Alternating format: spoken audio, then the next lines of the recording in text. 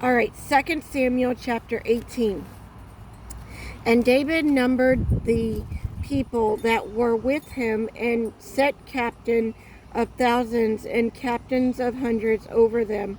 And David set forth a third part of the people under the hand of Jacob, and the third part under the hand of Barsham, the son of Zaron, Jacob brother, and the third part under the hand of Atin Gittel. And the king said unto the people, I will surely go forth with you myself.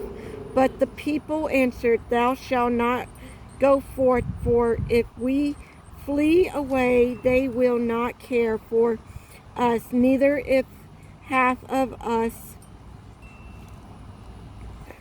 for us. But now thou, don't care for us. But now thou art with 10,000 of us.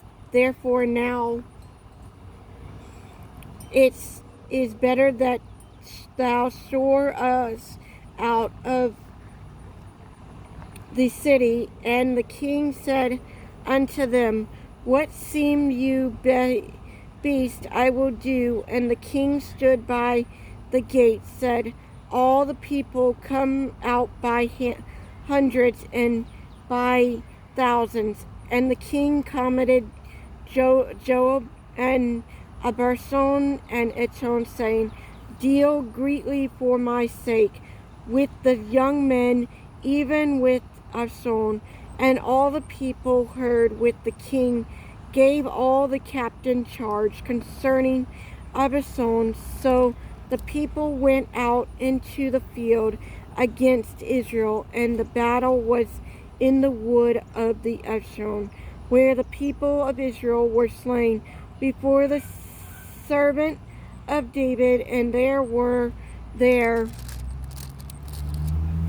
great daughter that day of 20,000 men, for the battle was there scattered over the face of all the community, and the wood devoured more people that day than the sword devoured.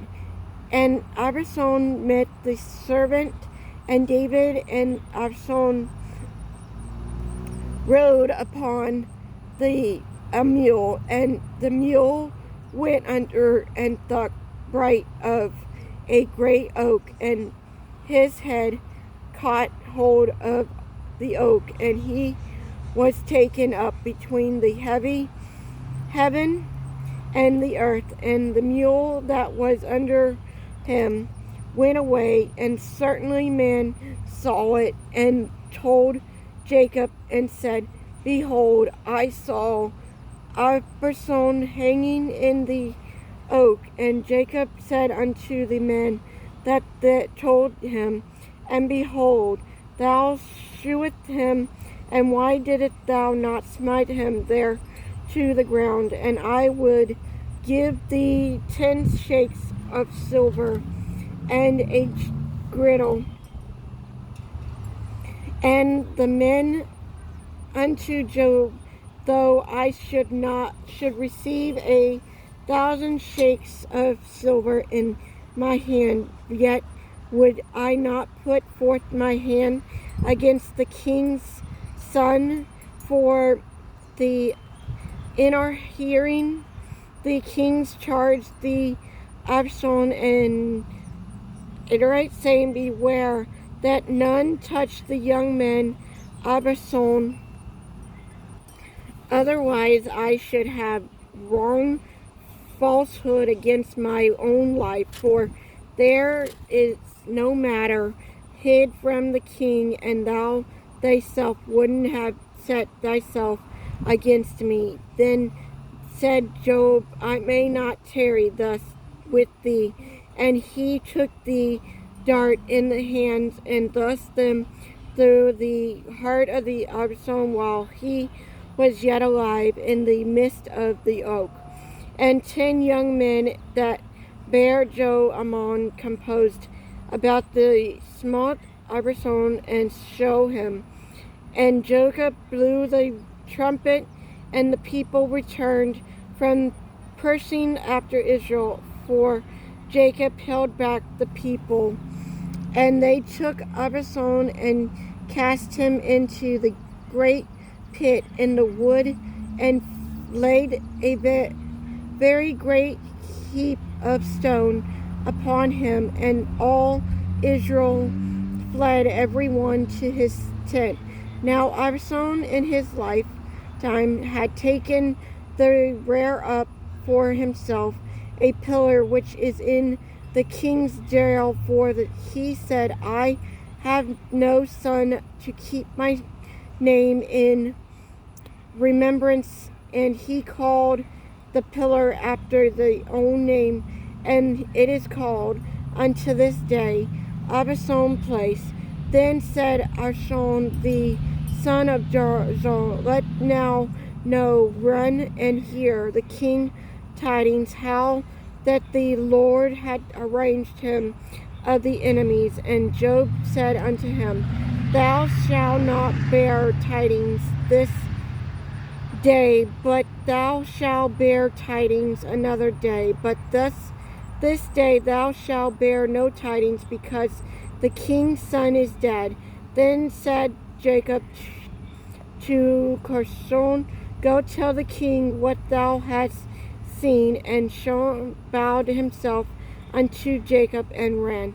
Then said Ahiman the Zons again, and Job, but however, let I pray thee also run after Gershom. And Jacob was, where wilt thou run, my son, seeing that thou had not tidings ready? But howsoever said he, let me run. And he said unto him, run. Then Ammon ran by the way of the plain, and overran Shon. And David sat between the two gates, and the gates watched went up to the roof over the gate unto the wall, and lifted his eyes, and looked, and behold, a man running alone. And watchmen cried and told the king, if he alone, there is tidings in his mouth. And he came, appearance drew near, and the watchman saw another man running. And the watchman called unto the porter and said, behold, another man running alone. And the king said, he also brightened tidings. And the watchman said, me taken the running of the fourth man is like running of the Ammon the son of Zon. And the king said, he is good man, and cometh with good tidings. And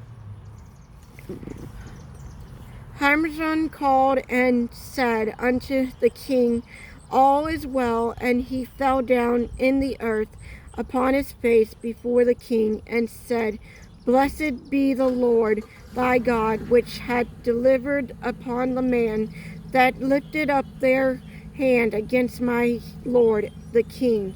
And the king said, is the young man a person? And Ammon answered, when Job said, the king sent and me thy servant, I saw the greetings, but I know not what it was. And the king said unto him, turn aside and stand there.